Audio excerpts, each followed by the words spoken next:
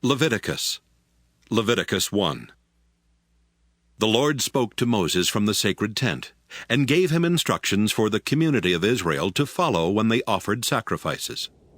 Sacrifices to please me must be completely burned on the bronze altar. Bulls or rams or goats are the animals to be used for these sacrifices. If the animal is a bull, it must not have anything wrong with it. Lead it to the entrance of the sacred tent, and I will let you know if it is acceptable to me. Lay your hand on its head, and I will accept the animal as a sacrifice for taking away your sins. After the bull is killed in my presence, some priests from Aaron's family will offer its blood to me by splattering it against the four sides of the altar. Skin the bull and cut it up, while the priests pile wood on the altar fire to make it start blazing. Wash the bull's insides and hind legs, so the priests can lay them on the altar with the head, the fat, and the rest of the animal. A priest will then send all of it up in smoke with a smell that pleases me. If you sacrifice a ram or a goat, it must not have anything wrong with it. Lead the animal to the north side of the altar, where it is to be killed in my presence. Then some of the priests will splatter its blood against the four sides of the altar. Cut up the animal and wash its insides and hind legs. A priest will put these parts on the altar with the head, the fat, and the rest of the animal. Then he will send all of it up in smoke with a smell that pleases me. If you offer a bird for this kind of sacrifice, it must be a dove or a pigeon. A priest will take the bird to the bronze altar, where he will wring its neck and put its head on the fire.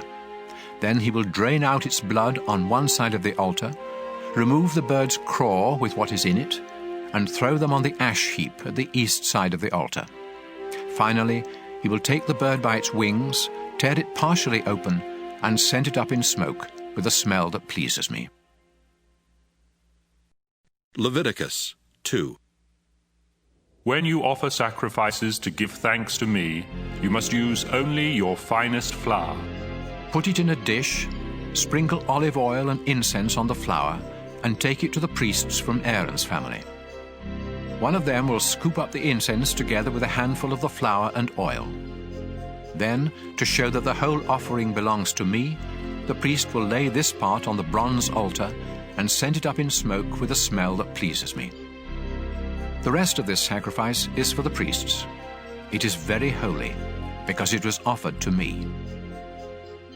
If you bake bread in an oven for this sacrifice, use only your finest flour, but without any yeast. You may make the flour into a loaf mixed with olive oil, or you may make it into thin wafers and brush them with oil. If you cook bread in a shallow pan for this sacrifice, use only your finest flour. Mix it with olive oil, but do not use any yeast. Then break the bread into small pieces and sprinkle them with oil. If you cook your bread in a pan with a lid on it, you must also use the finest flour mixed with oil. You may prepare sacrifices to give thanks in any of these three ways. Bring your sacrifice to a priest, and he will take it to the bronze altar. Then, to show that the whole offering belongs to me, the priest will lay part of it on the altar and send it up in smoke with a smell that pleases me. The rest of this sacrifice is for the priests. It is very holy, because it was offered to me. Yeast and honey must never be burned on the altar, so don't ever mix either of these in a grain sacrifice. You may offer either of them separately when you present the first part of your harvest to me, but they must never be burned on the altar. Salt is offered when you make an agreement with me, so sprinkle salt on these sacrifices. Freshly cut grain, either roasted or coarsely ground, must be used when you offer the first part of your grain harvest. You must mix in some olive oil and put incense on top, because this is a grain sacrifice. A priest will sprinkle all of the incense and some of the grain and oil on the altar, and send them up in smoke to show that the whole offering belongs to me. Leviticus 3. When you offer sacrifices to ask my blessing, you may offer either a bull or a cow, but there must be nothing wrong with the animal. Lead it to the entrance of the sacred tent, lay your hand on its head, and have it killed there. A priest from Aaron's family will splatter its blood against the four sides of the altar. Offer all of the fat on the animal's insides, as well as the lower part of the liver and the two kidneys with their fat. Some of the priests will lay these pieces on the altar and send them up in smoke with a smell that pleases me, together with the sacrifice that is offered to please me. Instead of a bull or a cow, you may offer any sheep or goat that has nothing wrong with it. If you offer a sheep, you must present it to me at the entrance to the sacred tent. Lay your hand on its head and have it killed there.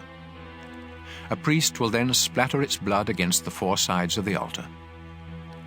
Offer the fat on the tail, the tailbone, and the insides, as well as the lower part of the liver and the two kidneys with their fat. One of the priests will lay these pieces on the altar and send them up in smoke as a food offering for me. If you offer a goat, you must also present it to me at the entrance to the sacred tent. Lay your hand on its head and have it killed there. A priest will then splatter its blood against the four sides of the altar. Offer all of the fat on the animal's insides, as well as the lower part of the liver and the two kidneys with their fat. One of the priests will put these pieces on the altar and send them up in smoke as a food offering with a smell that pleases me. All fat belongs to me, so you and your descendants must never eat any fat or any blood, not even in the privacy of your own homes. This law will never change. Leviticus 4. The Lord told Moses to say to the community of Israel, Offer a sacrifice to ask forgiveness when you sin by accidentally doing something I have told you not to do. When the high priest sins, he makes everyone else guilty too. And so he must sacrifice a young bull that has nothing wrong with it. The priest will lead the bull to the entrance of the sacred tent, lay his hand on its head and kill it there. He will take a bowl of the blood inside the tent, dip a finger in the blood, and sprinkle some of it 7 times towards the sacred chest behind the curtain. Then, in my presence, he will smear some of the blood on each of the 4 corners of the incense altar, before pouring out the rest at the foot of the bronze altar near the entrance to the tent. The priest will remove the fat from the bull, just as he does when he sacrifices a bull to ask my blessing. This includes the fat on the insides, as well as the lower part of the liver and the 2 kidneys with their fat. He will then send it all up in smoke. The skin and flesh of the bull, together with its legs, insides, and the food still in its stomach, are to be taken outside the camp and burned on a wood fire near the ash heap. When the nation of Israel disobeys me without meaning to, the whole nation is still guilty. Once you realize what has happened, you must sacrifice a young bull to ask my forgiveness. Lead the bull to the entrance of the sacred tent, where your tribal leaders will lay their hands on its head before having it killed in my presence. The priest will take a bowl of the animal's blood inside the sacred tent, dip a finger in the blood, and sprinkle some of it 7 times towards the sacred chest behind the curtain. Then, in my presence, he must smear some of the blood on each of the 4 corners of the incense altar, before pouring out the rest at the foot of the bronze altar near the entrance to the tent. After this, the priest will remove the fat from the bull and send it up in smoke on the altar. Finally, he will burn its remains outside the camp, just as he did with the other bull. By this sacrifice, the sin of the whole nation will be forgiven. Any tribal leader who disobeys me without meaning to is still guilty. As soon as the leader realizes what has happened, he must sacrifice a goat that has nothing wrong with it. This is a sacrifice for sin. So he will lay his hand on the animal's head before having it killed in my presence at the north side of the bronze altar. The priest will dip a finger in the blood, smear some of it on each of the 4 corners of the altar, and pour out the rest at the foot of the altar. Then he must send all of the fat up in smoke, just as he does when a sacrifice is offered to ask my blessing. By this sacrifice, the leader's sin will be forgiven. When any of you ordinary people disobey me without meaning to, you are still guilty. As soon as you realize what you have done, you must sacrifice a female goat that has nothing wrong with it. Lead the goat to the north side of the bronze altar, and lay your hand on its head before having it killed. Then a priest will dip a finger in the blood. He will smear some of it on each of the four corners of the altar and pour out the rest at the foot of the altar. After this, the priest will remove all of the fat, just as he does when an animal is sacrificed to ask my blessing. The priest will then send the fat up in smoke with a smell that pleases me. This animal is sacrificed so that I will forgive you ordinary people when you sin. If you offer a lamb instead of a goat as a sacrifice for sin, it must be a female that has nothing wrong with it. Lead the lamb to the altar and lay your hand on its head before having it killed. The priest will dip a finger in the blood, smear some of it on each of the four corners of the altar, and pour out the rest at the foot of the altar. After this, all of the fat must be removed, just as when an animal is sacrificed to ask my blessing. Then the priest will send it up in smoke to me, together with a food offering, and your sin will be forgiven. Leviticus 5. If you refuse to testify in court about something you saw or know has happened, you have sinned and can be punished. You are guilty and unfit to worship me if you accidentally touch the dead body of any kind of unclean animal. You are guilty if you find out that you have accidentally touched any waste that comes from a human body. You are guilty the moment you realize that you have made a hasty promise to do something good or bad. As soon as you discover that you have committed any of these sins, you must confess what you have done. Then you must bring a female sheep or goat to me as the price for your sin. A priest will sacrifice the animal, and you will be forgiven. If you are poor and cannot afford to bring an animal, you may bring 2 doves or 2 pigeons. One of these will be a sacrifice to ask my forgiveness, and the other will be a sacrifice to please me. Give both birds to the priest, who will offer one as a sacrifice to ask my forgiveness. He will wring its neck without tearing off its head, splatter some of its blood on one side of the bronze altar, and drain out the rest at the foot of the altar. Then he will follow the proper rules for offering the other bird as a sacrifice to please me. You will be forgiven when the priest offers these sacrifices as the price for your sin.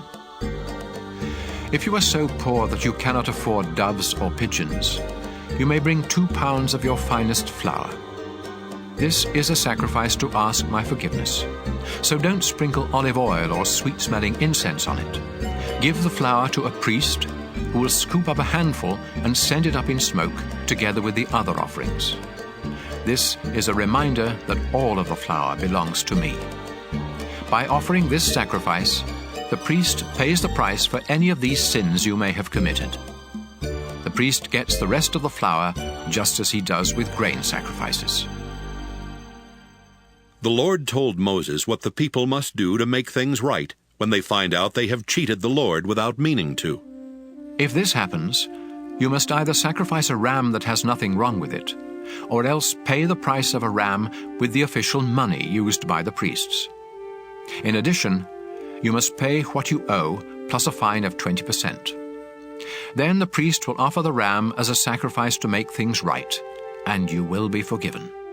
If you break any of my commands without meaning to, you are still guilty and you can be punished. When you realize what you have done, you must either bring to the priest a ram that has nothing wrong with it, or else pay him for one. The priest will then offer it as a sacrifice to make things right, and you will be forgiven. Leviticus 6. The Lord told Moses what the people must do when they commit other sins against the Lord. You have sinned if you rob or cheat someone, if you keep back money or valuables left in your care, or if you find something and claim not to have it. When this happens, you must return what doesn't belong to you and pay the owner a fine of 20%. In addition, you must either bring to the priest a ram that has nothing wrong with it, or else pay him for one.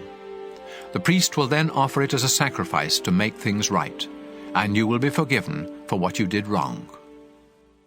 The Lord told Moses to tell Aaron and his sons how to offer the daily sacrifices that are sent up in smoke to please the Lord. You must put the animal for the sacrifice on the altar in the evening, and let it stay there all night. But make sure the fire keeps burning. The next morning you will dress in your priestly clothes, including your linen underwear. Then clean away the ashes left by the sacrifices and pile them beside the altar. Change into your everyday clothes. Take the ashes outside the camp and pile them in a special place. The fire must never go out, so put wood on it each morning. After this, you are to lay an animal on the altar next to the fat that you sacrifice to ask my blessing. Then send it all up in smoke to me. The altar fire must always be kept burning. It must never go out. When someone offers a sacrifice to give thanks to me, the priests from Aaron's family must bring it to the front of the bronze altar, where one of them will scoop up a handful of the flour and oil together with all the incense on it. Then, to show that the whole offering belongs to me, he will lay all of this on the altar and send it up in smoke with a smell that pleases me. The rest of it is to be baked without yeast and eaten by the priests in the sacred courtyard of the sacred tent. This bread is very holy, just like the sacrifices for sin or for making things right. And I have given this part to the priests from what is offered to me on the altar. Only the men in Aaron's family are allowed to eat this bread, and they must go through a ceremony to be made holy before touching it. This law will never change. The Lord spoke to Moses and told him what sacrifices the priests must offer on the morning and evening of the day they are ordained. It is the same as the regular morning and evening sacrifices, a pound of flour mixed with olive oil and cooked in a shallow pan. The bread must then be crumbled into small pieces and sent up in smoke with a smell that pleases me. Each of Aaron's descendants who is ordained as a priest must perform this ceremony and make sure that the bread is completely burned on the altar. None of it may be eaten. The Lord told Moses how the priests from Aaron's family were to offer the sacrifice for sin. This sacrifice is very sacred, and the animal must be killed in my presence at the north side of the bronze altar. The priest who offers this sacrifice must eat it in the sacred courtyard of the sacred tent, and anyone or anything that touches the meat will be holy. If any of the animal's blood is splattered on the clothes of the priest, they must be washed in a holy place. If the meat was cooked in a clay pot, the pot must be destroyed. But if it was cooked in a bronze pot, the pot must be scrubbed and rinsed with water. This sacrifice is very holy, and only the priests may have any part of it. None of the meat may be eaten from the sacrifices for sin that require blood to be brought into the sacred tent. These sacrifices must be completely burned. Leviticus 7. The sacrifice to make things right is very sacred. The animal must be killed in the same place where the sacrifice to please me is killed, and the animal's blood must be splattered against the four sides of the bronze altar. Offer all of the animal's fat, including the fat on its tail and on its insides, as well as the lower part of the liver and the 2 kidneys with their fat. One of the priests will lay these pieces on the altar and send them up in smoke to me. This sacrifice for making things right is very holy. Only the priests may eat it, and they must eat it in a holy place. The ceremony for this sacrifice and the one for sin are just alike, and the meat may be eaten only by the priest who performs this ceremony of forgiveness. In fact, the priest who offers a sacrifice to please me may keep the skin of the animal, just as he may eat the bread from a sacrifice to give thanks to me. All other grain sacrifices, with or without olive oil in them, are to be divided equally among the priests of Aaron's family. Here are the instructions for offering a sacrifice to ask my blessing. If you offer it to give thanks, you must offer some bread together with it. Use the finest flour to make 3 kinds of bread without yeast, 2 in the form of loaves mixed with olive oil, and 1 in the form of thin wafers brushed with oil. You must also make some bread with yeast. Give me 1 loaf or wafer from each of these 4 kinds of bread, after which they will belong to the priest who splattered the blood against the bronze altar. When you offer an animal to ask a blessing from me or to thank me, the meat belongs to you, but it must be eaten the same day. It is different with the sacrifices you offer me when you make me a promise or voluntarily give me something. The meat from those sacrifices may be kept and eaten the next day, but any that is left must be destroyed. If you eat any after the 2nd day, your sacrifice will be useless and unacceptable, and you will be both disgusting and guilty. Don't eat any of the meat that touches something unclean. Instead, burn it. The rest of the meat may be eaten by anyone who is clean and acceptable to me. But don't eat any of this meat if you have become unclean by touching something unclean from a human or an animal or from any other creature. If you do, you will no longer belong to the community of Israel. The Lord told Moses to say to the people, Don't eat the fat of cattle, sheep, or goats. If one of your animals dies or is killed by some wild animal, you may do anything with its fat except eat it. If you eat the fat of an animal that can be used as a sacrifice to me, you will no longer belong to the community of Israel. And no matter where you live, you must not eat the blood of any bird or animal, or you will no longer belong to the community of Israel. The Lord also told Moses to say to the people of Israel, If you want to offer a sacrifice to ask my blessing, you must bring the part to be burned and lay it on the bronze altar. But you must first lift up the choice ribs with their fat to show that the offering is dedicated to me. A priest from Aaron's family will then send the fat up in smoke, but the ribs belong to the priests. The upper joint of the right hind leg is for the priest who offers the blood and the fat of the animal. I have decided that the people of Israel must always give the choice ribs and the upper joint of the right hind leg to Aaron's descendants who have been ordained as priests to serve me. This law will never change. I am the Lord. These are the ceremonies for sacrifices to please the Lord, to give him thanks, and to ask his blessing or his forgiveness, as well as the ceremonies for those sacrifices that demand a payment, and for the sacrifices that are offered when priests are ordained. While Moses and the people of Israel were in the desert at Mount Sinai, the Lord commanded them to start offering these sacrifices. Leviticus 8. The Lord said to Moses, Send for Aaron and his sons, as well as their priestly clothes, the oil for ordination, the bull for the sin offering, the 2 rams and a basket of bread made without yeast.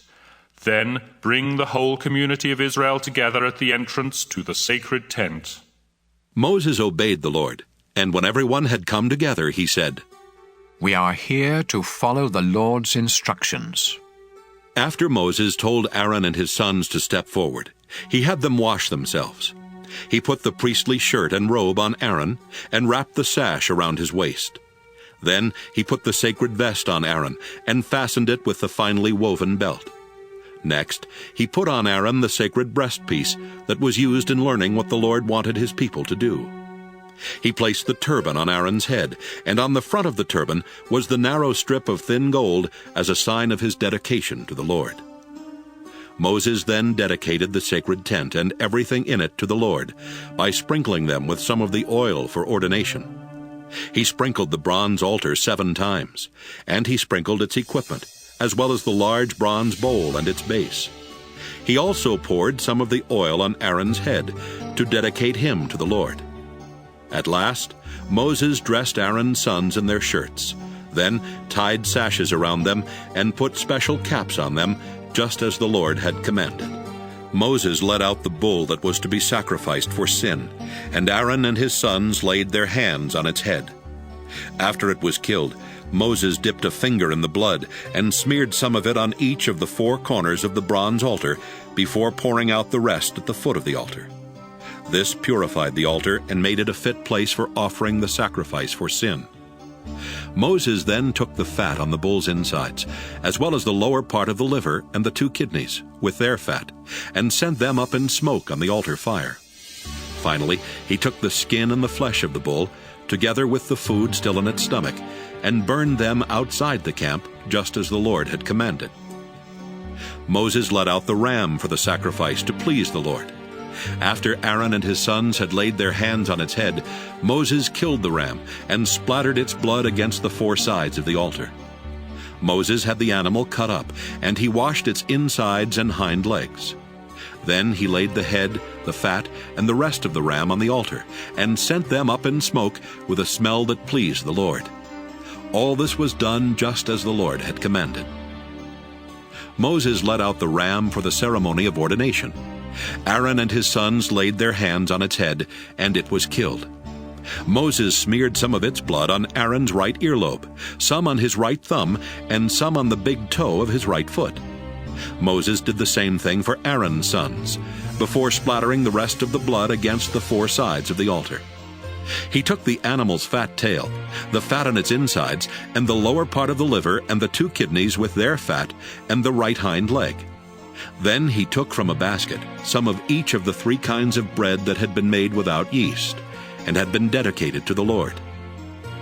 Moses placed the bread on top of the meat, and gave it all to Aaron and his sons, who lifted it up to show that it was dedicated to the Lord. After this, Moses placed it on the fires of the altar, and sent it up in smoke with a smell that pleased the Lord. This was part of the ordination ceremony. Moses lifted up the choice ribs of the ram, to show that they were dedicated to the Lord. This was the part that the Lord had said Moses could have. Finally, Moses sprinkled the priestly clothes of Aaron and his sons with some of the oil for ordination, and with some of the blood from the altar. So Aaron and his sons, together with their priestly clothes, were dedicated to the Lord. Moses said to Aaron and his sons, "The Lord told me that you must boil this meat at the entrance to the sacred tent, and eat it there with the bread. Burn what is left over, and stay near the entrance to the sacred tent until the ordination ceremony ends 7 days from now. We have obeyed the Lord in everything that has been done today, so that your sins may be forgiven. The Lord has told me that you must stay near the entrance to the tent for 7 days and nights, or else you will die." Aaron and his sons obeyed everything that the Lord had told Moses they must do. Leviticus 9. 8 days later, Moses called together Aaron, his sons, and Israel's leaders. Then he said to Aaron, "Find a young bull and a ram that have nothing wrong with them. Offer the bull to the Lord as a sacrifice for sin, and the ram as a sacrifice to please him. Tell the people of Israel that they must offer sacrifices as well. They must offer a goat as a sacrifice for sin, and a bull and a ram as a sacrifice to please the Lord. The bull and the ram must be a year old and have nothing wrong with them. Then the people must offer a bull and a ram as a sacrifice to ask the Lord's blessing, and also a grain sacrifice mixed with oil. Do this because the Lord will appear to you today." After the animals and the grain had been brought to the front of the sacred tent, and the people were standing there in the presence of the Lord, Moses said, "The Lord has ordered you to do this, so that he may appear to you in all of his glory. Aaron, step up to the altar and offer the sacrifice to please the Lord. Then offer the sacrifices for the forgiveness of your sins and for the sins of the people, just as the Lord has commanded." Aaron stepped up to the altar and killed the bull that was to be the sacrifice for his sins. His sons brought him the blood. He dipped a finger in it, smeared some on the 4 corners of the bronze altar, and poured out the rest at its foot. But he sent up in smoke the fat, the kidneys, and the lower part of the liver, just as the Lord had commanded Moses. Then Aaron burned the skin and the flesh outside the camp. After Aaron had killed the ram that was sacrificed to please the Lord, Aaron's sons brought him the blood, and he splattered it against all 4 sides of the altar. They brought him each piece of the animal, including the head, and he burned them all on the altar. He washed the insides and the hind legs, and also sent them up in smoke. Next, Aaron sacrificed the goat for the sins of the people, as he had done with the sacrifice for his own sins. And so he burned this sacrifice on the altar in the proper way. He also presented the grain sacrifice and burned a handful of the flour on the altar as part of the morning sacrifice. At last, he killed the bull and the ram as a sacrifice to ask the Lord's blessing on the people. Aaron's sons brought him the blood, and he splattered it against the four sides of the altar. His sons placed all the fat, as well as the kidneys and the lower part of the liver, on top of the choice ribs. Then Aaron burned the fat on the altar and lifted up the ribs and the right hind leg to show that these were dedicated to the Lord. This was done just as the Lord had instructed Moses. Aaron held out his hand and gave the people his blessing, before coming down from the bronze altar where he had offered the sacrifices. He and Moses went into the sacred tent, and when they came out, they gave the people their blessing. Then the Lord appeared to the people in all his glory. The Lord sent fiery flames that burned up everything on the altar, and when everyone saw this, they shouted and fell to their knees to worship the Lord. Leviticus 10. Nadab and Abihu were two of Aaron's sons, but they disobeyed the Lord by burning incense to him on a fire pan when they were not supposed to. Suddenly the Lord sent fiery flames and burned them to death. Then Moses told Aaron that this was exactly what the Lord had meant when he said, I demand respect from my priests, and I will be praised by everyone. Aaron was speechless. Moses sent for Mishael and Elzaphan, the two sons of Aaron's uncle Uzziel. Then he told them, Take these two dead relatives of yours outside the camp, far from the entrance to the sacred tent. So they dragged the dead men away by their clothes. Then Moses told Aaron and his other two sons, Eleazar and Ithamar, Don't show your sorrow by messing up your hair and tearing your priestly clothes, or the Lord will get angry. He will kill the three of you and punish everyone else. It's all right for your relatives, the people of Israel, to mourn for those he destroyed by fire, but you are the Lord's chosen priests, and you must not leave the sacred tent, or you will die. Aaron and his two sons obeyed Moses. The Lord said to Aaron, When you or your sons enter the sacred tent, you must never drink beer or wine. If you do, you will die right there. This law will never change. You must learn the difference between what is holy and what isn't holy, and between the clean and the unclean. You must also teach the people of Israel everything that I commanded Moses to say to them.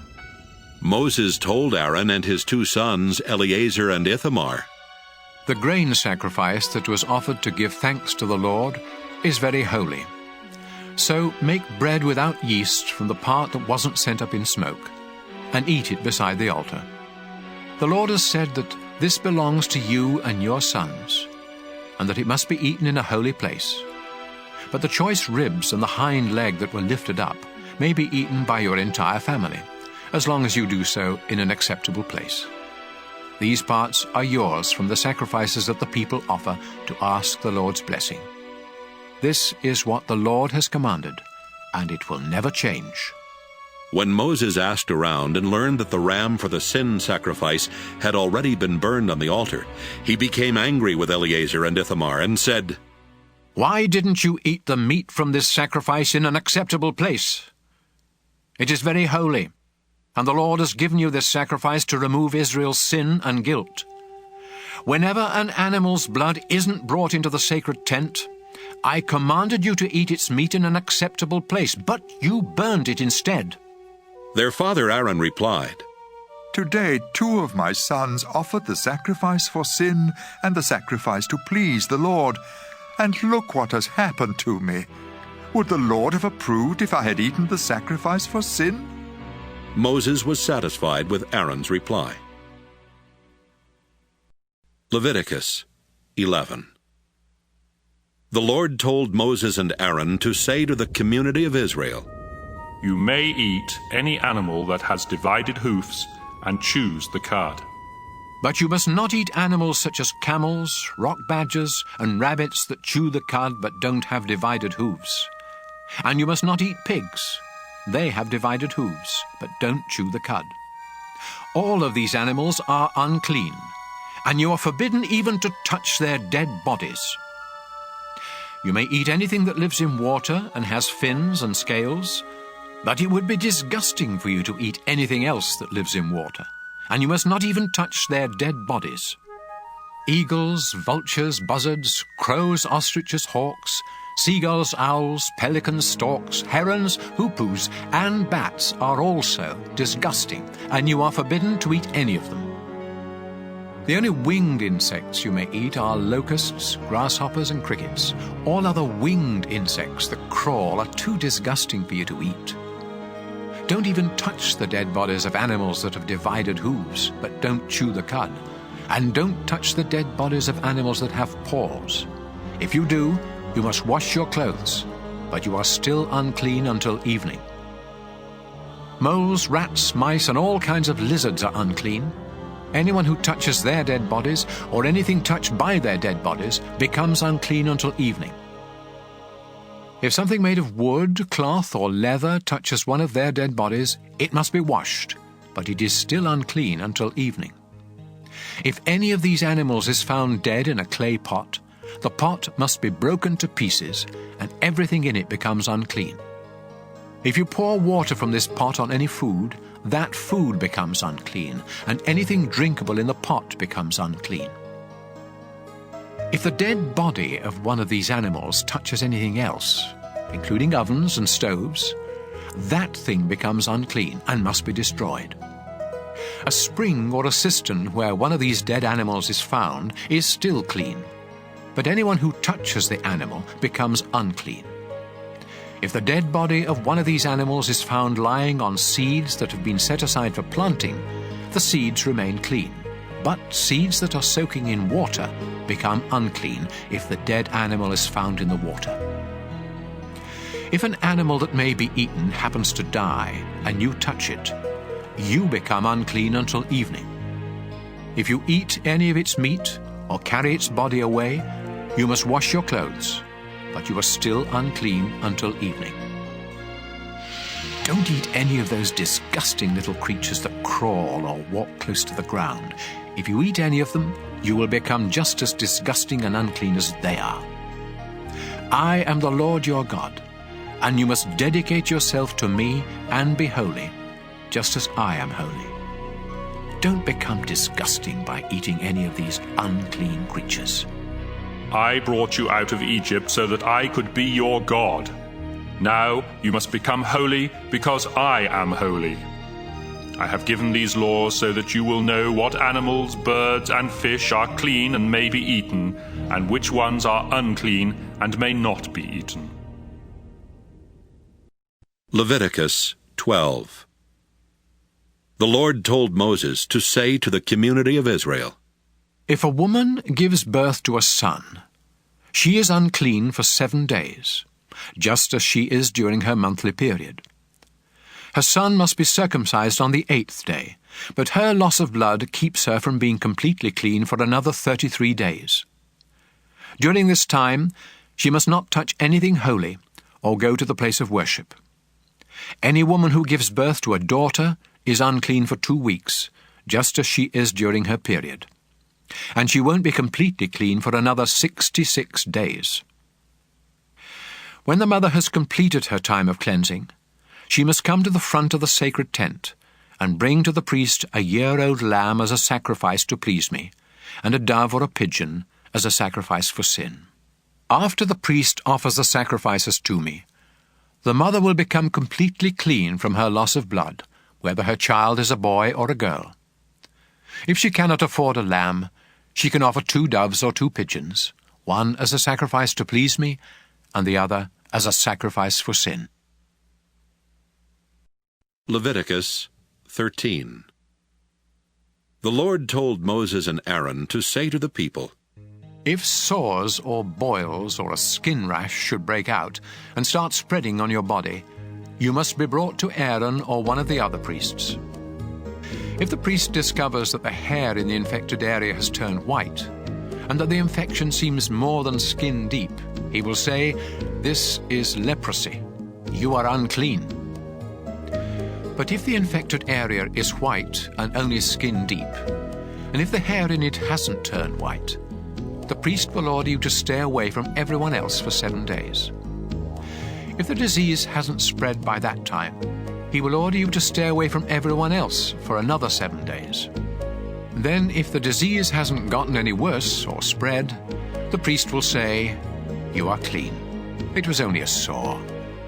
After you wash your clothes, you may go home."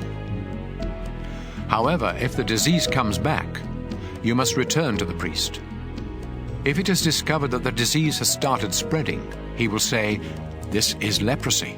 You are unclean." Any of you with a skin disease must be brought to a priest. If he discovers that the sore spot is white with pus, and that the hair around it has also turned white, he will say, "This is leprosy. You are unclean and must stay away from everyone else." But if the disease has run its course, and only the scar remains, he will say, "You are clean." If the sores come back and turn white with pus, he will say, "This is leprosy. You are unclean." However, if the sores heal and only white spots remain, the priest will say, "You are now clean." If you have a sore that either swells or turns reddish white after it has healed, then you must show it to a priest. If he discovers that the hair in the infected area has turned white, and that the infection seems more than skin deep, he will say, "This is leprosy. You are unclean." But if the white area is only on the surface of the skin and hasn't gotten any worse, and if the hair in it hasn't turned white, he will have you stay away from everyone else for 7 days. If the sore begins spreading during this time, the priest will say, "You are unclean because you have a disease." But if it doesn't spread and only a scar remains, he will say, "You are now clean." If you have a burn that gets infected and turns red or reddish white, a priest must examine it. Then, if he discovers that the hair in the infected area has turned white, and that the infection seems more than skin deep, he will say, "The burn has turned into leprosy, and you are unclean."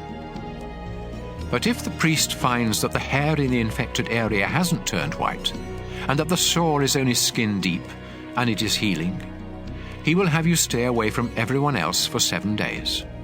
On the 7th day, the priest will examine you again, and if the infection is spreading, he will say, "This is leprosy. You are unclean." However, if the infection hasn't spread and has begun to heal, and if only a scar remains, he will say, "Only a scar remains from the burn, and you are clean." If you have a sore on your head or chin, it must be examined by a priest. If the infection seems more than skin deep, and the hair in it has thinned out and lost its color, he will say, "This is leprosy. You are unclean." On the other hand, if he discovers that the itchy spot is only skin deep, but that the hair still isn't healthy, he will order you to stay away from everyone else for 7 days. By that time, if the itch hasn't spread, if the hairs seem healthy, and if the itch is only skin deep, you must shave off the hairs around the infection, but not those on it.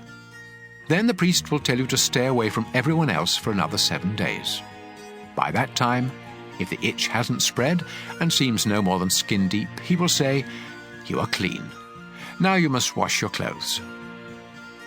Later, if the itch starts spreading, even though the hair is still healthy, the priest will say, "You are unclean." But if he thinks you are completely well, he will say, "You are clean."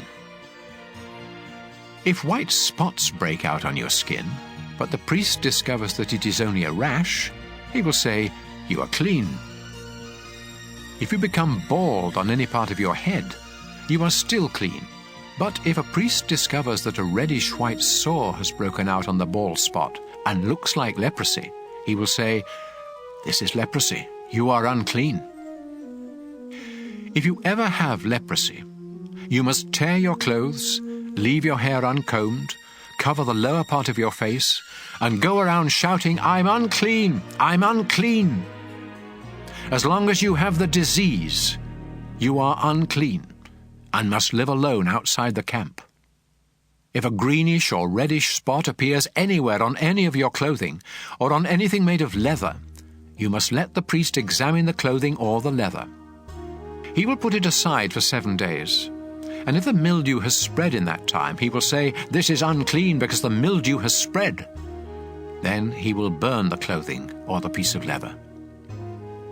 If the priest discovers that the mildew hasn't spread, he will tell you to wash the clothing or leather and put it aside for another 7 days, after which he will examine it again.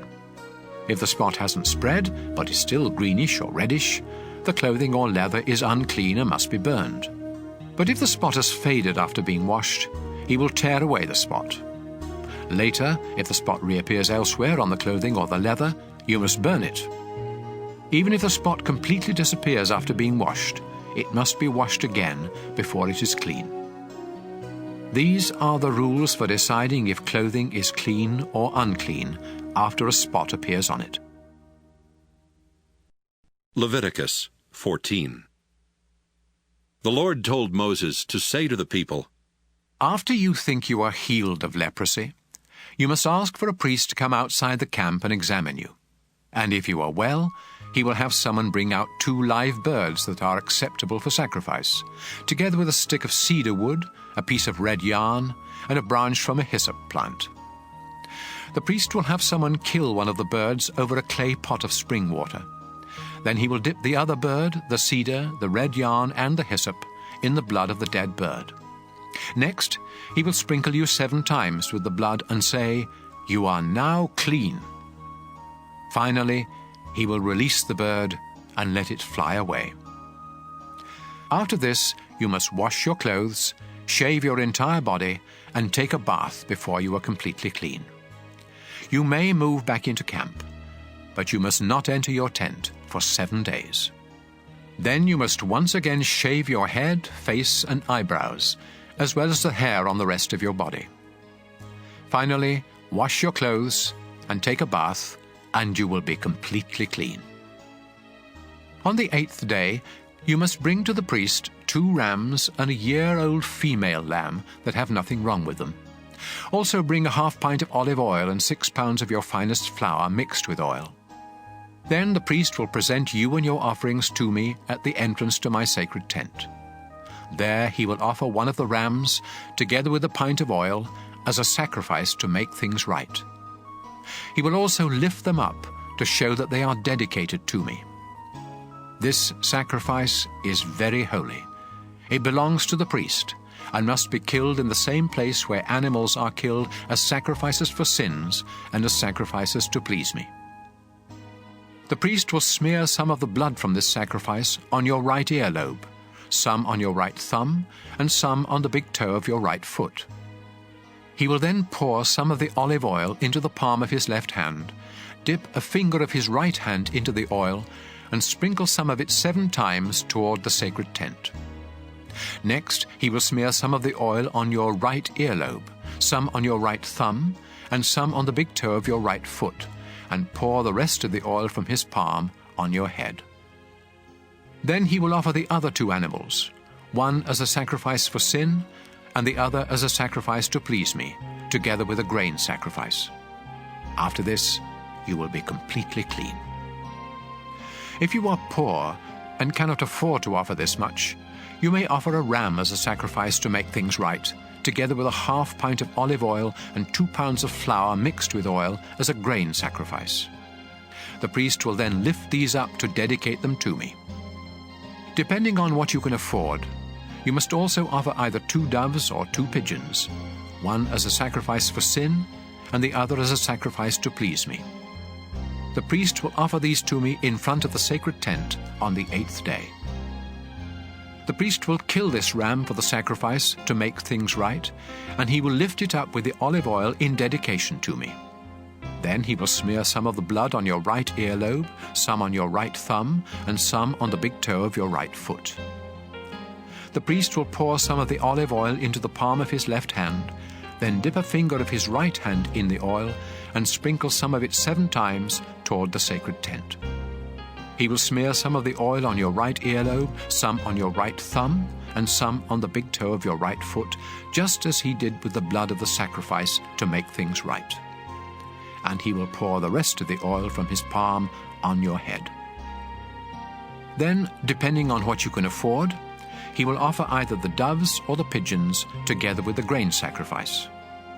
One of the birds is the sacrifice for sin, and the other is the sacrifice to please me. After this, you will be completely clean. These are the things you must do if you have leprosy and cannot afford the usual sacrifices to make you clean. The Lord told Moses and Aaron to say to the people, After I have given you the land of Canaan as your permanent possession, here is what you must do if I ever put mildew on the walls of any of your homes.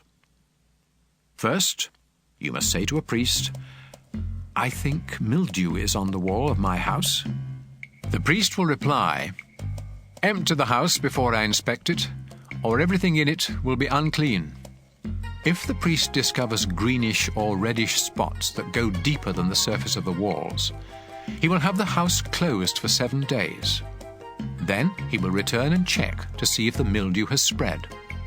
If so, he will have someone scrape the plaster from the walls, remove the filthy stones, then haul everything off and dump it in an unclean place outside the town. Afterwards, the wall must be repaired with new stones and fresh plaster. If the mildew appears a second time, the priest will come and say, This house is unclean. It's covered with mildew that can't be removed. Then he will have the house torn down and every bit of wood, stone and plaster hauled off to an unclean place outside the town. Meanwhile, if any of you entered the house while it was closed, you will be unclean until evening. And if you either slept or ate in the house, you must wash your clothes. On the other hand, if the priest discovers that mildew hasn't reappeared after the house was newly plastered, he will say, This house is clean. The mildew is gone. Then, to show that the house is now clean, he will get 2 birds, a stick of cedar wood, a piece of red yarn, and a branch from a hyssop plant, and bring them to the house. He will kill one of the birds over a clay pot of spring water, and let its blood drain into the pot. Then he will dip the cedar, the hyssop, the yarn, and the other bird into the mixture of blood and water. Next, he will sprinkle the house 7 times with the mixture. Then the house will be completely clean. Finally, he will release the bird and let it fly away, ending the ceremony for purifying the house. These are the things you must do if you discover that you are unclean because of an itch or a sore, or that your clothing or house is unclean because of mildew. Leviticus 15. The Lord told Moses and Aaron to say to the community of Israel, Any man with an infected penis is unclean, whether it is stopped up or keeps dripping. Anything that he rests on or sits on is also unclean. And if you touch either these or him, you must wash your clothes and take a bath, but you still remain unclean until evening. If you are spit on by the man, you must wash your clothes and take a bath, but you still remain unclean until evening. Any saddle or seat on which the man sits is unclean. And if you touch or carry either of these, you must wash your clothes and take a bath, but you will still remain unclean until evening. If the man touches you without first washing his hands, you must wash your clothes and take a bath, but you still remain unclean until evening. Any clay pot that he touches must be destroyed, and any wooden bowl that he touches must be washed. 7 days after the man gets well, he will be considered clean if he washes his clothes and takes a bath in spring water. On the 8th day, he must bring either 2 doves or 2 pigeons to the front of my sacred tent and give them to a priest. The priest will offer one of the birds as a sacrifice for sin, and the other as a sacrifice to please me. Then I will consider the man completely clean. Any man who has a flow of semen must take a bath, but he still remains unclean until evening. If the semen touches anything made of cloth or leather, these must be washed, but they still remain unclean until evening. After having sex, both the man and the woman must take a bath, but they still remain unclean until evening. When a woman has her monthly period, she remains unclean for 7 days. And if you touch her, you must take a bath, but you remain unclean until evening. Anything that she rests on or sits on is also unclean, And if you touch either of these, you must wash your clothes and take a bath, but you still remain unclean until evening. Any man who has sex with her during this time becomes unclean for 7 days, and anything he rests on is also unclean. Any woman who has a flow of blood outside her regular monthly period is unclean until it stops, just as she is during her monthly period. Anything that she rests on or sits on during this time is also unclean, just as it would be during her period. If you touch either of these, you must wash your clothes and take a bath, but you still remain unclean until evening. 7 days after the woman gets well, she will be considered clean. On the 8th day, she must bring either 2 doves or 2 pigeons to the front of my sacred tent and give them to a priest. He will offer one of the birds as a sacrifice for sin, and the other as a sacrifice to please me. Then I will consider the woman completely clean. When any of you become unclean, you must stay away from the rest of the community of Israel. Otherwise, my sacred tent will become unclean, and the whole nation will die. These are the things you men must do if you become unclean because of an infected penis, or if you have a flow of semen. And these are the things you women must do when you become unclean either because of your monthly period or an unusual flow of blood. This is also what you men must do if you have sex with a woman who is unclean. Leviticus 16. 2 of Aaron's sons had already lost their lives for disobeying the Lord. So the Lord told Moses to say to Aaron, I, the Lord, appear in a cloud over the place of mercy on the sacred chest, which is behind the inside curtain of the sacred tent. And I warn you not to go there except at the proper time. Otherwise you will die. Before entering this most holy place, you must offer a bull as a sacrifice for your sins and a ram as a sacrifice to please me. You will take a bath and put on the sacred linen clothes, including the underwear, the robe, the sash, and the turban. Then the community of Israel will bring you a ram and 2 goats, both of them males. The goats are to be used as sacrifices for sin, and the ram is to be used as a sacrifice to please me. Aaron, you must offer the bull as a sacrifice for forgiveness for your own sins and for the sins of your family. Then you will lead the 2 goats into my presence at the front of the sacred tent, where I will show you which goat will be sacrificed to me and which one will be sent into the desert to the demon Azazel. After you offer the first goat as a sacrifice for sin, the other one must be presented to me alive before you send it into the desert to take away the sins of the people. You must offer the bull as a sacrifice to ask forgiveness for your own sins and for the sins of your family. Then you will take a fire pan of live coals from the bronze altar, together with 2 handfuls of finely ground incense, into the most holy place. There you will present them to me by placing the incense on the coals, so that the place of mercy will be covered with a cloud of smoke. Do this, or you will die right there. Next, use a finger to sprinkle some of the blood on the place of mercy, which is on the lid of the sacred chest. Then sprinkle blood 7 times in front of the chest. Aaron, you must next sacrifice the goat for the sins of the people, and you must sprinkle its blood inside the most holy place, just as you did with the blood of the bull. By doing this, you will take away the sins that make both the most holy place and the people of Israel unclean. Do the same for the sacred tent, which is here among the people. Only you are allowed in the sacred tent from the time you enter until the time you come out. After leaving the tent, you will purify the bronze altar by smearing each of its 4 corners with some of the blood from the bull and from the goat. Use a finger to sprinkle the altar 7 times with the blood, and it will be completely clean from the sins of the people. After you have purified the most holy place, the sacred tent, and the bronze altar, you must bring the live goat to the front of the tent. There you will lay your hands on its head while confessing every sin the people have committed. And you will appoint someone to lead the goat into the desert, so that it can take away their sins.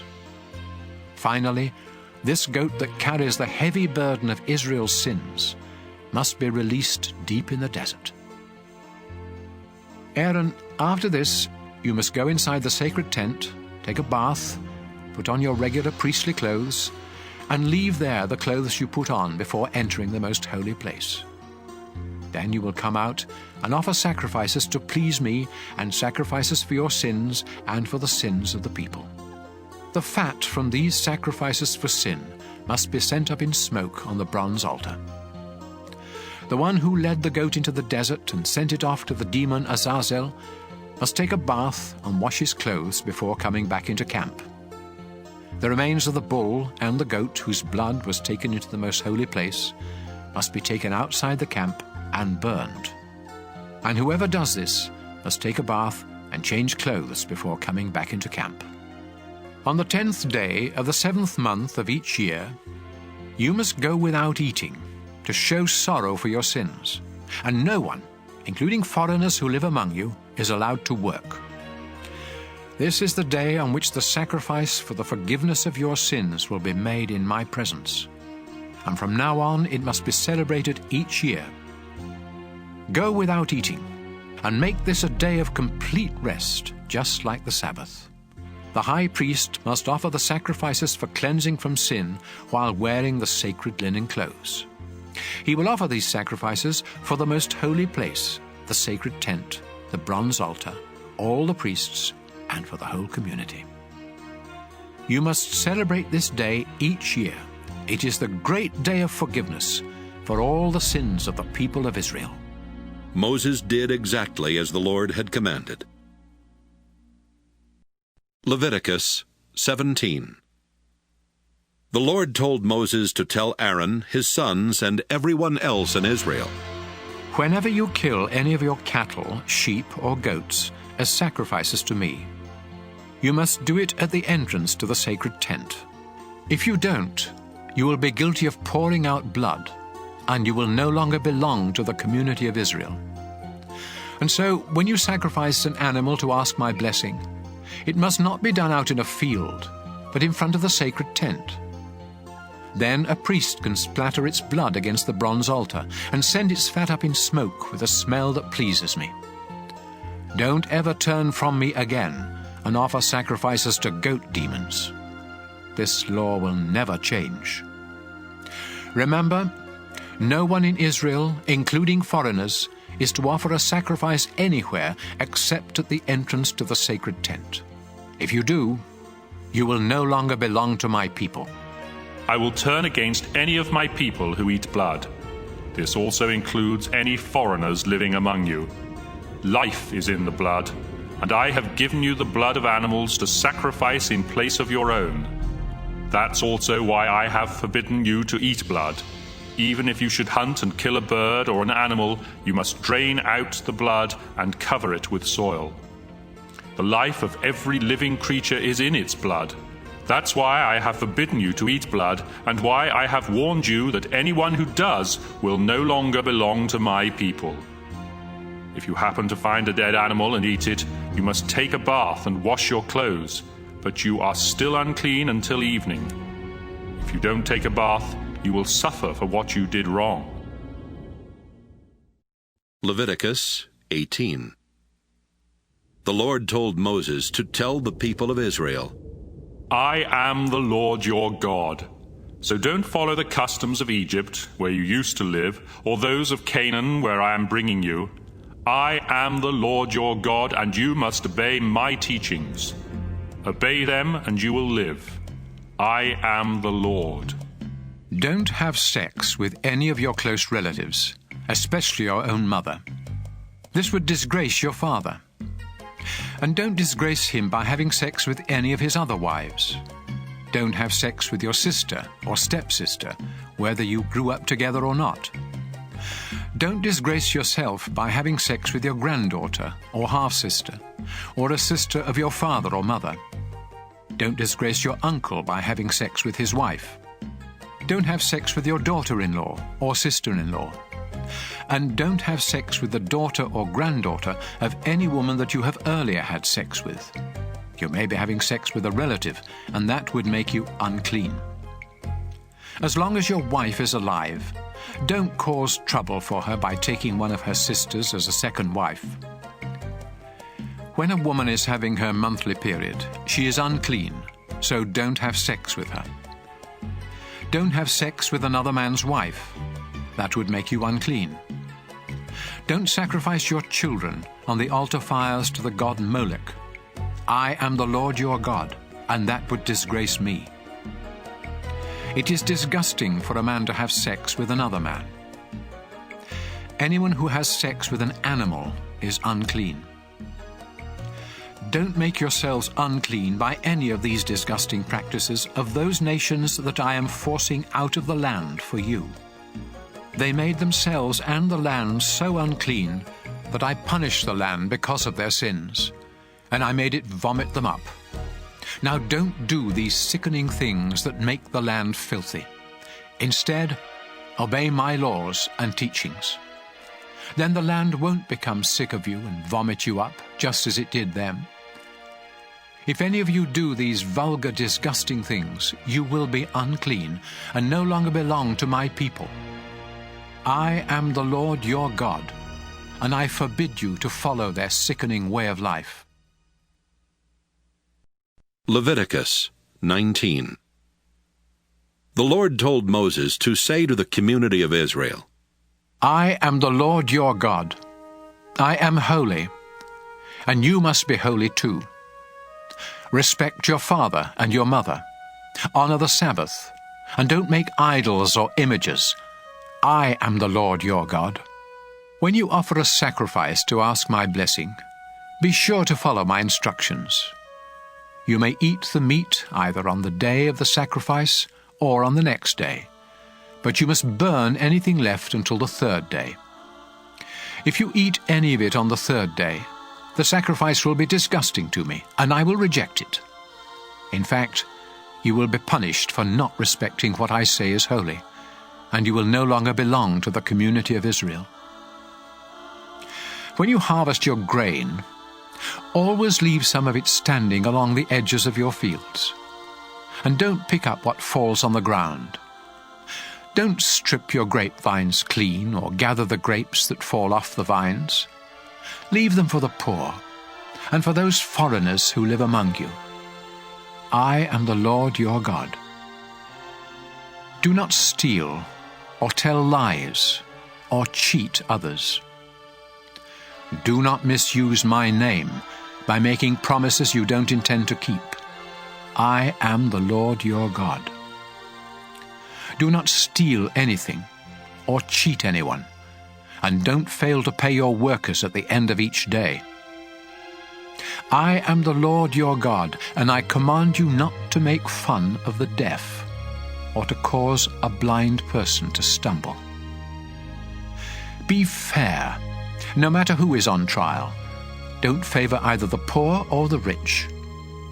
Don't be a gossip, but never hesitate to speak up in court, especially if your testimony can save someone's life. Don't hold grudges. On the other hand, it's wrong not to correct someone who needs correcting. Stop being angry, and don't try to take revenge. I am the Lord, and I command you to love others as much as you love yourself. Breed your livestock animals only with animals of the same kind. And don't plant two kinds of seed in the same field, or wear clothes made of different kinds of material. If a man has sex with a slave woman who is promised in marriage to someone else, he must pay a fine, but they are not to be put to death. After all, she was still a slave at the time. The man must bring a ram to the entrance of the sacred tent and give it to a priest, who will then offer it as a sacrifice to me, so the man's sins will be forgiven. After you enter the land, you will plant fruit trees, but you are not to eat any of their fruit for the first 3 years. In the 4th year, the fruit must be set apart as an expression of thanks to me, the Lord God. Do this, and in the 5th year, those trees will produce an abundant harvest of fruit for you to eat. Don't eat the blood of any animal. Don't practice any kind of witchcraft. I forbid you to shave any part of your head or beard, or to cut and tattoo yourself as a way of worshipping the dead. Don't let your daughters serve as temple prostitutes. This would bring disgrace both to them and the land. I command you to respect the Sabbath and the place where I am worshipped. Don't make yourself disgusting to me by going to people who claim they can talk to the dead. I command you to show respect for older people and to obey me with fear and trembling. Don't mistreat any foreigners who live in your land. Instead, treat them as well as you treat citizens, and love them as much as you love yourself. Remember, you were once foreigners in the land of Egypt. I am the Lord your God. Use honest scales, and don't cheat when you weigh or measure anything. I am the Lord your God. I rescued you from Egypt, and I command you to obey my laws. Leviticus 20. The Lord told Moses to say to the community of Israel, Death by stoning is the penalty for any citizens or foreigners in the country who sacrifice their children to the god Molech. They have disgraced both the place where I am worshipped and my holy name, and so I will turn against them and no longer let them belong to my people. Some of you may let them get away with human sacrifice, but not me. If any of you worship Molech, I will turn against you and your entire family, and I will no longer let you belong to my people. I will be your enemy if you go to someone who claims to speak with the dead, and I will destroy you from among my people. Dedicate yourselves to me and be holy, because I am the Lord your God. I have chosen you as my people, and I expect you to obey my laws. If you curse your father or mother, you will be put to death, and it will be your own fault. If any of you men have sex with another man's wife, both you and the woman will be put to death. Having sex with one of your father's wives disgraces him, so both you and the woman will be put to death just as you deserve. It isn't natural to have sex with your daughter-in-law, and both of you will be put to death just as you deserve. It's disgusting for men to have sex with one another, and those who do will be put to death just as they deserve. It isn't natural for a man to marry both a mother and her daughter, and so all three of them will be burned to death. If any of you have sex with an animal, both you and the animal will be put to death just as you deserve.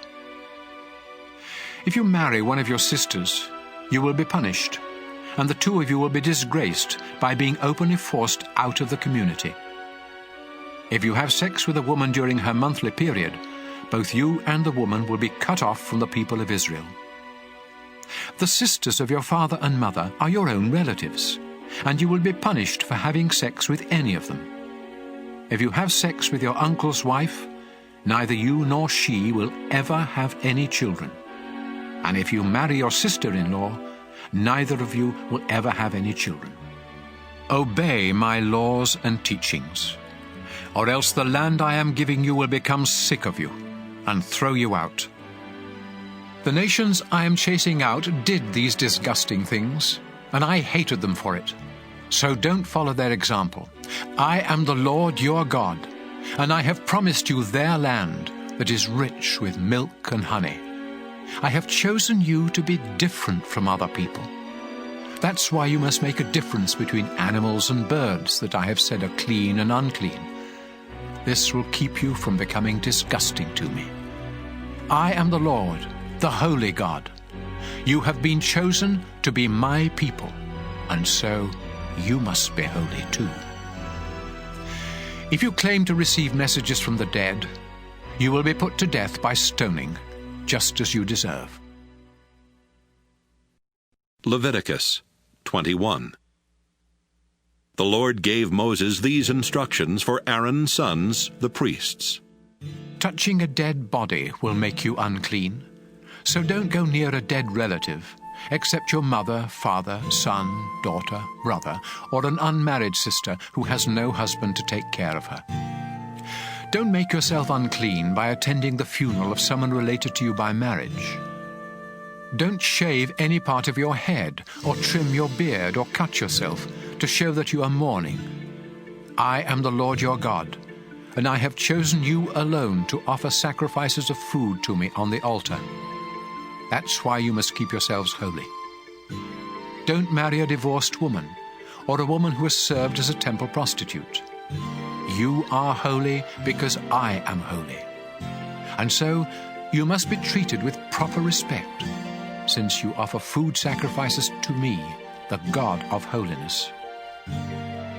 If any of you priests has a daughter who disgraces you by serving as a temple prostitute, she must be burned to death. If you are the high priest, you must not mess up your hair or tear your clothes in order to mourn for the dead. Don't make yourself unclean by going near a dead body, not even that of your own father or mother. If you leave the sacred place to attend a funeral, both you and the sacred place become unclean, because you are the high priest. If you are the high priest, you must marry only a virgin from your own tribe. Don't marry a divorced woman or any other woman who has already had sex, including a temple prostitute. In this way, your descendants will be qualified to serve me. Remember, I am the Lord, and I have chosen you. The Lord told Moses to say to Aaron, No descendant of yours can ever serve as my priest if he is blind or lame, if his face is disfigured, if one leg is shorter than the other, if either a foot or a hand is crippled, if he is a hunchback or a dwarf, if an eye or his skin is diseased, or if his testicles have been damaged. These men may not serve as my priests and burn sacrifices to me. They may eat the food offerings presented to me, but they may not enter the sacred place or serve me at the altar. Remember, I am the Lord, the one who makes a priest holy. Moses told all of this to Aaron, his sons, and the people of Israel. Leviticus 22.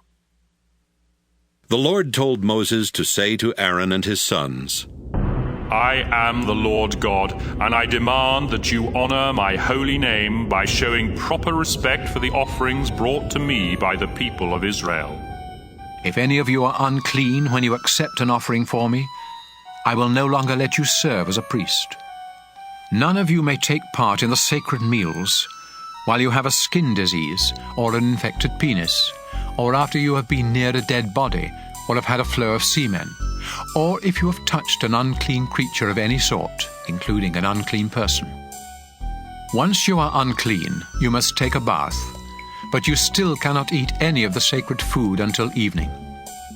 I command you not to eat anything that is killed by a wild animal or dies a natural death. This would make you unclean. Obey me, or you will die on duty for disgracing the place of worship. Remember, I am the Lord, the one who makes a priest holy. Only you priests and your families may eat the food offerings. These are too sacred for any of your servants. However, any slave that you own, including those born into your household, may eat this food. If your daughter marries someone who isn't a priest, she can no longer have any of this food. But if she returns to your home, either widowed or divorced, and has no children, she may join in the meal. Only members of a priestly family can eat this food, and anyone else who accidentally does so must pay for the food plus a fine of 20%. I warn you not to treat lightly the offerings that are brought by the people of Israel. Don't let them become guilty of eating this sacred food. Remember, I am the Lord, the one who makes these offerings holy. The Lord told Moses to tell Aaron and his sons and everyone else the rules for offering sacrifices. He said, The animals that are to be completely burned on the altar must have nothing wrong with them. or else I won't accept them. Bulls or rams or goats are the animals to be used for these sacrifices. When you offer a sacrifice to ask my blessing, there must be nothing wrong with the animal. This is true whether the sacrifice is part of a promise or something you do voluntarily. Don't offer an animal that is blind or injured, or that has an infection or a skin disease. If one of your cattle or lambs has a leg that is longer or shorter than the others, you may offer it voluntarily, but not as part of a promise. As long as you live in this land, don't offer an animal with injured testicles. And don't bring me animals you bought from a foreigner. I won't accept them, because they are no better than one that has something wrong with it. The Lord told Moses to say, Newborn cattle, sheep or goats must remain with their mothers for 7 days. But on the 8th day, you may send them up in smoke to me, and I will accept the offering. Don't sacrifice a newborn animal and its mother on the same day. When you offer a sacrifice to give thanks to me, you must do it in a way that is acceptable. Eat all of the meat that same day, and don't save any for the next day. I am the Lord your God. Obey my laws and teachings. I am the Lord. I demand respect from the people of Israel, so don't disgrace my holy name. Remember, I am the one who chose you to be priests and rescued all of you from Egypt, so that I would be your Lord. Leviticus 23. The Lord told Moses to say to the community of Israel, I have chosen certain times for you to come together and worship me. You have 6 days when you can do your work, but the 7th day of each week is holy because it belongs to me. No matter where you live, you must rest on the Sabbath and come together for worship. This law will never change. Passover is another time when you must come together to worship me. And it must be celebrated on the evening of the 14th day of the first month of each year. The festival of thin bread begins on the 15th day of that same month. It lasts 7 days, and during this time you must honor me by eating bread made without yeast. On the first day of this festival, you must rest from your work and come together for worship. Each day of this festival you must offer sacrifices. Then on the final day, you must once again rest from your work and come together for worship. The Lord told Moses to say to the community of Israel, After you enter the land I am giving you, the first bundle of wheat from each crop must be given to me. So bring it to a priest on the day after the Sabbath. He will lift it up in dedication to me, and I will accept you. You must also offer a sacrifice to please me. So bring the priest a 1-year-old lamb that has nothing wrong with it, and 4 pounds of your finest flour mixed with olive oil. Then he will place these on the bronze altar and send them up in smoke with a smell that pleases me. Together with these, you must bring a quart of wine as a drink offering. I am your God, and I forbid you to eat any new grain or anything made from it until you have brought these offerings. This law will never change. 7 weeks after you offer this bundle of grain, each family must bring another offering of new grain. Do this exactly 50 days later, which is the day following the 7th Sabbath. Bring 2 loaves of bread to be lifted up in dedication to me. Each loaf is to be made with yeast and with 4 pounds of the finest flour from the first part of your harvest. At this same time, the entire community of Israel must bring 7 lambs that are a year old, a young bull, and 2 rams. These animals must have nothing wrong with them, and they must be offered as a sacrifice to please me. You must also offer the proper grain and wine sacrifices with each animal. Offer a goat as a sacrifice for sin, and 2 rams a year old as a sacrifice to ask my blessing. The priest will lift up the rams together with the bread in dedication to me. These offerings are holy and are my gift to the priest. This is a day of celebration and worship, a time of rest from your work. You and your descendants must obey this law. When you harvest your grain, always leave some of it standing around the edges of your fields. And don't pick up what falls on the ground. Leave it for the poor and for those foreigners who live among you. I am the Lord your God. The Lord told Moses to say to the people of Israel, The first day of the 7th month must be a day of complete rest. Then at the sound of the trumpets, you will come together to worship and to offer sacrifices on the altar. The Lord God said to Moses, The 10th day of the 7th month is the great day of forgiveness. It is a solemn day of worship. Everyone must go without eating to show sorrow for their sins, and sacrifices must be burned. No one is to work on that day. It is the great day of forgiveness, when sacrifices will be offered to me, so that I will forgive your sins. I will destroy anyone who refuses to go without eating.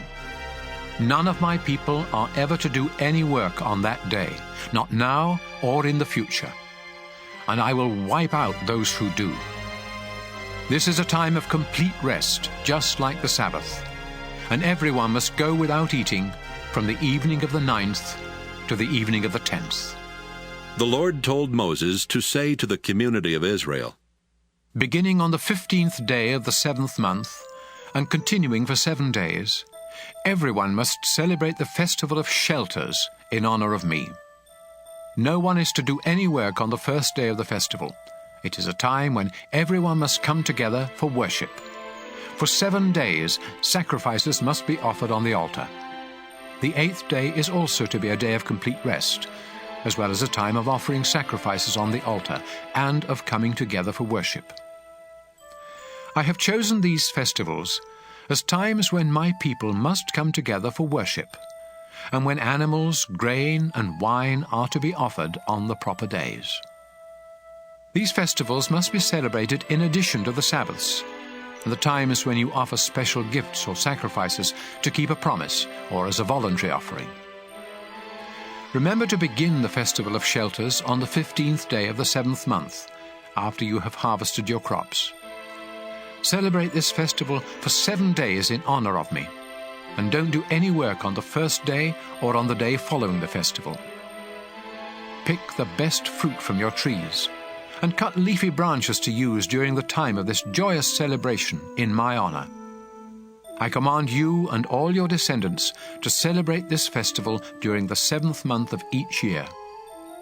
For 7 days, every Israelite must live in a shelter, so future generations will know that I made their ancestors live in shelters when I brought them out of Egypt. I am the Lord your God. This is how Moses instructed the people of Israel to celebrate the Lord's festivals. Leviticus 24. The Lord told Moses to say to the community of Israel, You must supply the purest olive oil for the lamps in the sacred tent, so they will keep burning. Aaron will set up the golden lampstand in the holy place of the sacred tent. Then he will light the 7 lamps that must be kept burning there in my presence every night from now on. This law will never change. Use your finest flour to bake 12 loaves of bread, about 4 pounds each. Then take them into the sacred tent and lay them on the gold table in 2 rows of 6 loaves. Alongside each row, put some pure incense that will be sent up by fire in the place of the bread, as an offering to me. Aaron must lay fresh loaves on the table each Sabbath, and priests in all generations must continue this practice as part of Israel's agreement with me. This bread will always belong to Aaron and his family. It is very holy, because it was offered to me, and it must be eaten in a holy place. Shelomith, the daughter of Dibri from the tribe of Dan, had married an Egyptian, and they had a son. One day their son got into a fight with an Israelite man in camp and cursed the name of the Lord. So the young man was dragged off to Moses, who had him guarded while everyone waited for the Lord to tell them what to do. Finally the Lord said to Moses, "This man has cursed me. Take him outside the camp and have the witnesses lay their hands on his head. Then command the whole community of Israel to stone him to death. And warn the others that everyone else who curses me will die in the same way, whether they are Israelites by birth or foreigners living among you." Death is also the penalty for murder. But the killing of an animal that belongs to someone else requires only that the animal be replaced. Personal injuries to others must be dealt with in keeping with the crime. A broken bone for a broken bone, an eye for an eye, or a tooth for a tooth. It's possible to pay the owner for an animal that has been killed, but death is the penalty for murder. I am the Lord your God, and I demand equal justice both for you Israelites and for those foreigners who live among you. When Moses finished speaking, the people did what the Lord had told Moses, and they stoned to death the man who had cursed the Lord. Leviticus 25. When Moses was on Mount Sinai, the Lord told him to say to the community of Israel, After you enter the land that I am giving you, it must be allowed to rest 1 year out of every 7. You may raise grain and grapes for 6 years, but the 7th year you must let your fields and vineyards rest in honor of me, your Lord. This is to be a time of complete rest for your fields and vineyards, so don't harvest anything they produce. However, you and your slaves and your hired workers, as well as any domestic or wild animals, may eat whatever grows on its own. Once every 49 years, on the 10th day of the 7th month, which is also the great day of forgiveness, trumpets are to be blown everywhere in the land. This 50th year is sacred. It is a time of freedom and of celebration, when everyone will receive back their original property, and slaves will return home to their families. This is a year of complete celebration, so don't plant any seed or harvest what your fields or vineyards produce. In this time of sacred celebration, you may eat only what grows on its own. During this year, all property must go back to its original owner. So when you buy or sell farmland, the price is to be determined by the number of crops it can produce before the next year of celebration. Don't try to cheat. If it is a long time before the next year of celebration, the price will be higher, because what is really being sold are the crops that the land can produce. I am the Lord your God, so obey me and don't cheat anyone. If you obey my laws and teachings, you will live safely in the land and enjoy its abundant crops. Don't ever worry about what you will eat during the 7th year, when you are forbidden to plant or harvest. I will see to it that you harvest enough in the 6th year to last for 3 years. In the 8th year, you will live on what you harvested in the 6th year. But in the 9th year, you will eat what you plant and harvest in the 8th year. No land may be permanently bought or sold.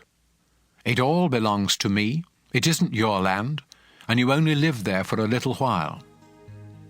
When property is being sold, the original owner must be given the first chance to buy it.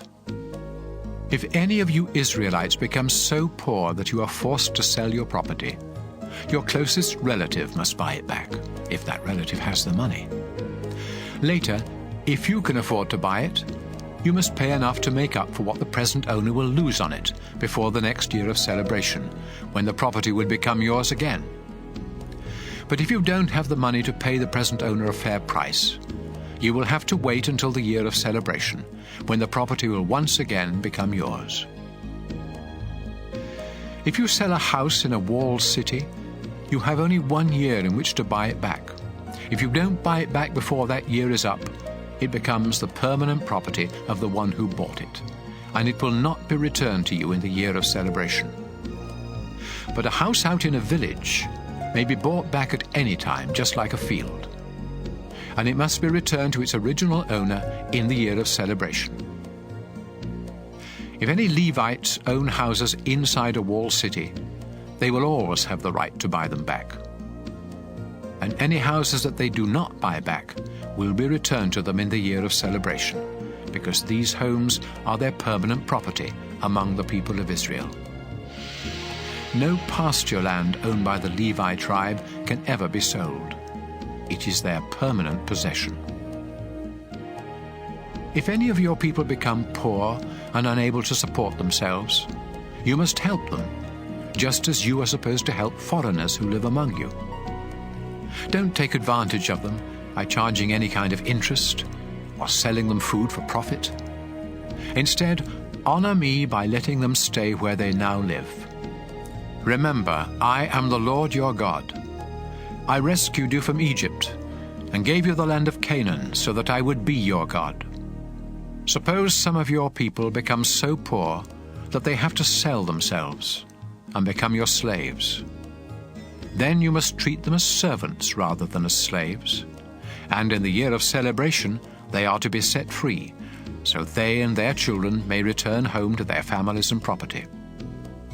I brought them out of Egypt to be my servants, not to be sold as slaves. So obey me, and don't be cruel to the poor. If you want slaves, buy them from other nations, or from the foreigners who live in your own country, and make them your property. You can own them, and even leave them to your children when you die, but do not make slaves of your own people, or be cruel to them. Even if some of you Israelites become so much in debt that you must sell yourselves to foreigners in your country, you still have the right to be set free by a relative, such as a brother or uncle or cousin, or some other family member. In fact, if you ever get enough money, you may buy your own freedom by paying your owner for the number of years you would still be a slave before the next year of celebration. The longer the time until then, the more you will have to pay. And even while you are the slaves of foreigners in your own country, your people must make sure that you are not mistreated. If you cannot gain your freedom in any of these ways, both you and your children will still be set free in the year of celebration. People of Israel, I am the Lord your God, and I brought you out of Egypt to be my own servants. Leviticus 26. I am the Lord your God. So don't make or worship any sort of idols or images. Respect the Sabbath and honor the place where I am worshipped, because I am the Lord. Faithfully obey my laws, and I will send rain to make your crops grow and your trees produce fruit. Your harvest of grain and grapes will be so abundant that you won't know what to do with it all. You will eat and be satisfied, and you will live in safety. I will bless your country with peace, and you will rest without fear. I will wipe out the dangerous animals and protect you from enemy attacks. You will chase and destroy your enemies, even if there are only 5 of you and 100 of them, or only 100 of you and 10,000 of them. I will treat you with such kindness that your nation will grow strong, and I will also keep my promises to you. Your barns will overflow with grain each year. I will live among you and never again look on you with disgust. I will walk with you. I will be your God, and you will be my people. I am the Lord your God, and I rescued you from Egypt so that you would never again be slaves. I have set you free. Now walk with your heads held high. If you disobey me and my laws, and if you break our agreement, I will punish you terribly, and you will be ruined. You will be struck with incurable diseases and with fever that leads to blindness and depression. Your enemies will eat the crops you plant, and I will turn from you and let you be destroyed by your attackers. You will even run at the very rumor of attack. Then if you still refuse to obey me, I will punish you 7 times for each of your sins, until your pride is completely crushed. I will hold back the rain, so the sky above you will be like iron, and the ground beneath your feet will be like copper. All of your hard work will be for nothing, and there will be no harvest of grain or fruit. If you keep rebelling against me, I'll punish you 7 times worse, just as your sins deserve. I'll send wild animals to attack you, and they will gobble down your children and livestock. So few of you will be left that your roads will be deserted. If you remain my enemies after this, I'll remain your enemy and punish you even worse. War will break out because you broke our agreement. And if you escape to your walled cities, I'll punish you with horrible diseases, and you will be captured by your enemies. You will have such a shortage of bread that 10 women will be able to bake their bread in the same oven. Each of you will get only a few crumbs, and you will go hungry. Then, if you don't stop rebelling, I'll really get furious and punish you terribly for your sins. In fact, you will be so desperate for food that you will eat your own children. I'll destroy your shrines and tear down your incense altars, leaving your dead bodies piled on top of your idols. And you will be disgusting to me. I'll wipe out your towns and your places of worship, and will no longer be pleased with the smell of your sacrifices. Your land will become so desolate that even your enemies who settle there will be shocked when they see it. After I destroy your towns and ruin your land with war, I'll scatter you among the nations. While you are prisoners in foreign lands, your own land will enjoy years of rest and refreshment, as it should have done each 7th year when you lived there. In the land of your enemies, you will tremble at the rustle of a leaf, as though it were a sword. And you will become so weak that you will stumble and fall over each other, even when no one is chasing you. Many of you will die in foreign lands, and others of you will waste away in sorrow as a result of your sins and the sins of your ancestors. Then, suppose you realize that I turned against you and brought you to the land of your enemies because both you and your ancestors had stubbornly sinned against me. If you humbly confess what you have done and start living right, I'll keep the promise I made to your ancestors, Abraham, Isaac, and Jacob. I will bless your land and let it rest during the time that you are in a foreign country, paying for your rebellion against me and my laws. No matter what you have done, I am still the Lord your God, and I will never completely reject you or become absolutely disgusted with you there in the land of your enemies. While nations watched, I rescued your ancestors from Egypt so that I would be their God. Yes, I am your Lord, and I will never forget our agreement. Moses was on Mount Sinai when the Lord gave him these laws and teachings for the people of Israel. Leviticus 27.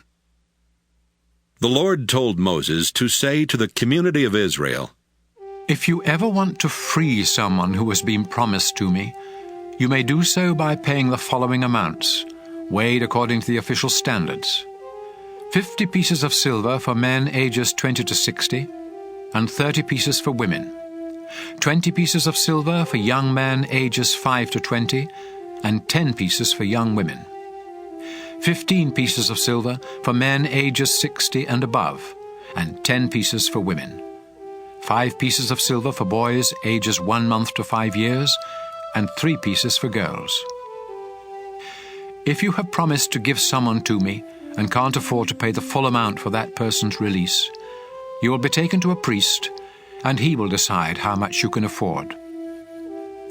If you promise to sacrifice an animal to me, it becomes holy, and there is no way you can set it free.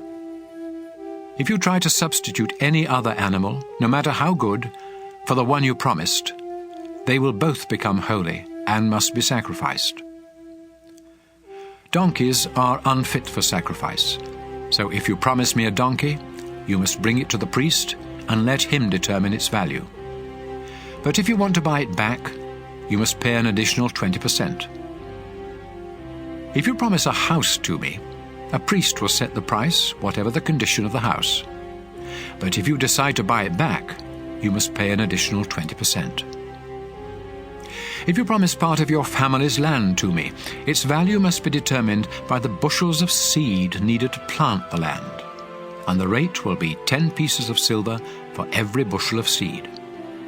If this promise is made in the year of celebration, the land will be valued at the full price. But any time after that, the price will be figured according to the number of years before the next year of celebration. If you decide to buy back the land, you must pay the price plus an additional 20%, but you cannot buy it back once someone else has bought it. When the year of celebration comes, the land becomes holy, because it belongs to me, and it will be given to the priests. If you promise me a field that you have bought, its value will be decided by a priest, according to the number of years before the next year of celebration, and the money you pay will be mine. However, on the next year of celebration, the land will go back to the family of its original owner. Every price will be set by the official standards. All firstborn animals of your flocks and herds are already mine, and so you cannot promise any of them to me. If you promise me a donkey, you may buy it back by adding an additional 20% to its value. If you don't buy it back, it can be sold to someone else for whatever a priest has said it is worth. Anything that you completely dedicate to me must be completely destroyed. It cannot be bought back or sold. Every person, animal, and piece of property that you dedicate completely is only for me. In fact, any humans who have been promised to me in this way must be put to death. 10% of everything you harvest is holy and belongs to me, whether it grows in your fields or on your fruit trees. If you want to buy back this part of your harvest, you may do so by paying what it is worth plus an additional 20%. When you count your flocks and herds, 1 out of 10 of every newborn animal is holy and belongs to me, no matter how good or bad it is. If you substitute one animal for another, both of them become holy, and neither can be bought back. Moses was on Mount Sinai when the Lord gave him these laws for the people of Israel.